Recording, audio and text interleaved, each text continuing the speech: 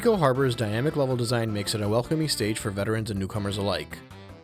On a first visit to the harbor, a player might simply notice all of the different platforming challenges they have to overcome to properly traverse the stage, or slowly swimming through the excessive amounts of water. Players might have to rely on strategically laid out elements around the stage in order to make their way along the harbor to their objectives.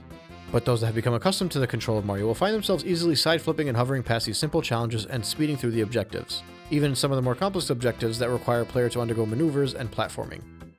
Veterans will find simpler ways to skip these challenges altogether because part of the beauty of Mario Sunshine, and FLUDD in general, is it allows ample opportunities for players to take advantage of maneuvers they've mastered to effectively break the game.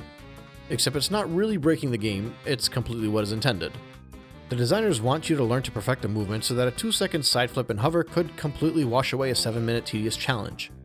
Personally, I associate this type of stage design to Sonic the Hedgehog 2, where a slowly planned out more difficult challenge will be a lot more rewarding than blindly running through the easier path in front of you. And in many ways, it makes Ricco Harbor one of my favorite stages in Mario Sunshine. That being said, while the game does try and guide you towards Ricco Harbor as a second stage, by the time I grabbed the 7 shines in Bianco Hills, I somewhat blindly ended up at Gelato Beach prior to making it to Ricco Harbor. So by the time I made it to Ricco Harbor, I had already collected about 15 shines and made it through all of the different types of challenges in 2 stages prior. I actually think this made me appreciate Ricco Harbor a lot more than I would have if I came straight into the stage after Bianco Hills, since I was a lot more comfortable with Mario's control by this point than I'd have been otherwise. I distinctly remember this stage being a frustrating nuance the first time I played this game, because as a second stage in the game, I was still not comfortable enough with Mario's controls to fully enjoy it. And this isn't strictly in relation to FLUDD, it's also in relation to how tight and precise Mario's movement is, which again isn't a bad thing, but it takes quite some time to adapt to because the remaining 3D Mario games are a bit floatier and slower. I don't want to spend a lot of time discussing how hard it is to get up to speed early in the game, and this will hopefully be the last segment I mention it, but I did want to reiterate that I think the traversal around Ricco Harbor also plays an immense role in why Mario Sunshine has a polarizing reputation. Because once again, if you enter the stage as a newcomer, you'll find it tedious and frustrating to perform the simplest of tasks. But after you put 2 or so hours into this game and grab 15 to 20 shines, you'll find it's much easier to get around in here than you thought. And you'll also feel like you're a platforming king learning how to break the game even though you're just barely past being a beginner. This isn't too dissimilar to Whomp's Fortress in Mario 64, where on your first visit you'll fail hundreds of platforming challenges and fall down to your doom over and over again, but after revisiting the stage when you're more comfortable with Mario's moveset, you'll feel like you're in an amazing playground. And due to the fact that these games do not require players to remain in the same stage for 7 shines in a row, this means that the idea of returning to the stage is not quite as rare or as pointless as a regular platformer where you'll really only be returning to the earlier stages because you want to collect a MacGuffin to 100% the game. You can very easily collect 1 or 2 shines in Ricco Harbor and end up going to every other stage in the game prior to returning to it again. It's all part of the dynamic design of this game, and it's what makes everyone's experience their own, and why people may have varying opinions of different parts of this game depending on how far along in their playthrough they went through them. Actually, this is probably a good time to address the limited number of stages in Sunshine. 7. 7 stages, released in 2002, is laughably low, and is clearly a result of the rushed development of this title. I believe there were 5 beta stages that were scrapped. Pretty sure I saw a YouTube video on it one time, and something that had to do with trains. I imagine the obnoxious endgame in relation to the blue coins and the additional shines past the 7-1 in each stage are all results of that as well. But while I won't go out of my way to say all 7 stages of Mario Sunshine are better designed and more expanded upon than Mario 64's 15 levels, I do think these stages do have a good amount of extra polish in them as a whole, and are clearly designed by a team that has learned from the previous title and has looked to improve upon the gameplay and objectives in a hope to limit the feeling of redundancy that exists in Mario 64, even though it's not nearly as redundant as people claim. Also, the visuals in Mario Sunshine aren't nearly as one-note as people make them out to be, as they found a way to make the stages stick out despite the overarching Sunshine theme that the game consists of. I'll go into further discussion of that in the later sections, but for now, Bianco Hills and Ricco Harbor are about as similar as Bob-omb Battlefield and Whomp's Fortress, in that they're not really all that similar at all aesthetically. Ricco Harbor gets a huge amount of praise from me for the water alone. In the early 2000s, all of these games were really trying to flex their water physics, and Mario Sunshine actually sticks out as one of the better ones from the era. And it's at full display here in the harbor. Also, as a bonus, while the swimming controls in my opinion are actually worse than in Mario 64 somehow, you can surprisingly get through a lot of this game with minimal swimming despite the water being a significant theme. And that's a good thing too, because Pokemon Ruby and Sapphire released only a few months after Sunshine, and we all know how IGN felt about the water there. Yeah, I know the whole too much water quote came way later with the remake, but just go with it, it's funnier this way. Still, in general, I like what the stage has to offer from a traversal and visual perspective. So let's go through the actual shines now. Episode 1 is Gooper Blooper Breaks Out, Work your way along the ship in whatever way you feel comfortable, jump past the town or swim around if you need to, and at the end of the path along the harbor you'll find containers with a tentacle flailing. Grab onto it, stretch it back, and you get a boss fight against a grouper blooper. A much more engaging fight than the Proto and P Piranha fights because it doesn't involve spraying water into its mouth. And also it doesn't really require a whole lot of spraying in general. You pull off its tentacles, which by the way causes them to spasm in a way too realistically uncomfortable manner, and once you get enough tentacles out of the way, you can pull off the cork in its mouth. Do that twice and it's defeated. Easy peasy. The second shine is Blooper Surfing Safari. You're hinted to immediately move to the right and jump onto one of the 3 colored squids. If you simply follow the path of coins, it'll take you to a secret entrance under the actual harbor in the sewers, where a time limit challenge awaits you. You have to go through it in under 45 seconds. I can't remember if I found this frustrating the first time I played this game, but I found it to be laughably easy this time. I wasn't even trying that hard and I still managed to make it on my second attempt, and heck, even when I screwed up my first attempt, it was still less than 46 seconds. I'd consider this a fun challenge and a unique change in the game. The cage shine sprite, however, is a noob trap. This is primarily the shine I was discussing early on that I imagine many people had issues with on the first playthrough. It's what I had issues with on my first playthrough as well. I just couldn't quite comfortably move Mario the way I wanted to.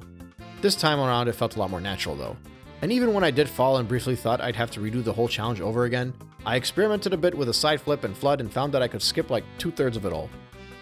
Beyond that, it was just a matter of being able to maneuver past some pits, bloopers, and these annoying gusts of winds that try and knock you down if you stay still for too long. But easy enough to finish up the objective and collect my shine. After that, it's a secret challenge shine, the secret of Ricco Tower. Once again, there are difficult challenges you might have to undergo to make your way up there. But there are also numerous ways a player can make it to the entrance as they learn the stage, including an underground path right from the start that takes you pretty close. Also, can I say that these little underground areas are awesome not only because they provide quick skips throughout the stages, but they also have a remix of the classic underground Mario theme, which my nostalgia blinded self always eats right up, even if that theme is used quite a bit in this game. Anyway, once again, I don't want to regurgitate my thoughts too much about these areas since I went on a long rant about them in the previous segment. To summarize the important points, I don't like that you have to go through these stages to access the areas these challenges take place in, especially since you have to retrace your steps to get there after a game over. While I appreciate the 1-ups they provide early on, realistically most players will get a game over or two prior to getting comfortable enough to even make it to those 1-ups. I think these challenges taking place so early on in the game played a huge role in why people dislike Sunshine, especially if they came from Mario 64 and thought this would be their chance to long jump and backflip like they could in that game.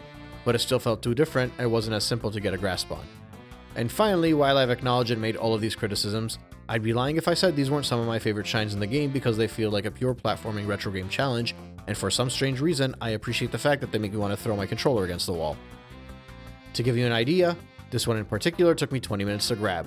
The whole of Ricco Harbor's 7 shines took me 1 hour. Basically, each one of these secret challenge shines is a retro game bottleneck, but they're in a Mario game in 2002, and not in a Castlevania game from the late 80s. So the getting would have had to be gotten good, but the getting good was not quite as common anymore, leading to a lot more complaining about these kinds of challenges. Either way, that's 4 shines now. Episode 5 is the return of Gooper Blooper. Once again, use the skills you've learned to make your way towards Gooper Blooper, only this time he's on top of a giant platform over a whole lot of ink. So if you can't access the platform from the top, or if you were to fall down, you'd have to grab the special rocket nozzle to blast your way back up to defeat the blooper in basically the same fight you did the first shine. Which, if we're keeping count, is the 3rd boss fight across the first 2 stages that is repeated in pretty quick succession. Luckily, I think there's only 1 more repeated boss fight in the game, so you get them out of the way pretty early on, which looks bad on paper, but it does bring players up to speed by letting them repeat challenges to better master the control of Mario, so there is merit even if it is lazy repetitiveness.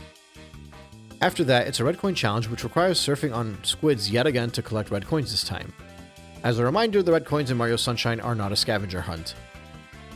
The challenge is how to collect them, not finding them. In the case of this stage, the coins are along your path, and as long as you follow said path, you should be able to grab 7 of them pretty easily, but for some reason the 8th one really kept giving me a hard time, since whenever you bump into a wall or a ship, you immediately lose a life. If I was being cynical, I'd bring up how dumb it is that you even lose a life when you can literally swim in the water, but I'm a gameplay first type of person, and it's clear that they just want you to be able to grab all of the coins and jump back onto the platform that has the shine in one go. Funnily enough, I grabbed the first 7 coins very easily about 4 or 5 times and kept failing at the 8th coin. I changed up my strategy and I started grabbing the 8th coin first, which was much easier since I was approaching it from the other side. And then I started failing at the other 7 red coins for one reason or another, even though I was flawless at them at the first few times. I guess that's just the way it goes sometimes.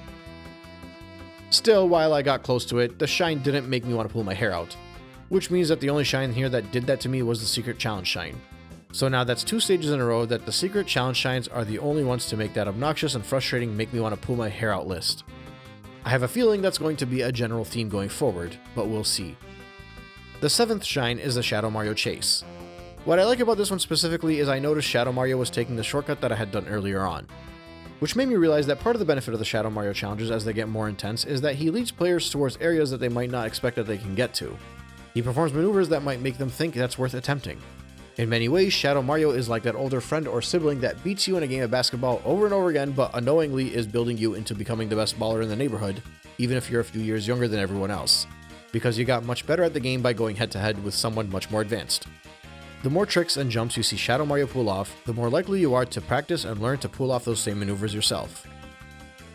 And I think that's a great way the game teaches players to get better, even if they might find the Shadow Mario Chase extremely frustrating in the first few stages, and way too easy later on. Also, just a quick reminder that I'm strictly running through the required 7 shines in each stage and covering the remaining shines and blue coins in later segments. All in all, I think Ricco Harbor could very likely be one of my favorite stages in the game. I definitely like it a lot more than Bianco Hills, but let's save that discussion for after we get through all of the stages. Grab your picnic blankets and toy shovels because next we're heading over to Gelato Beach.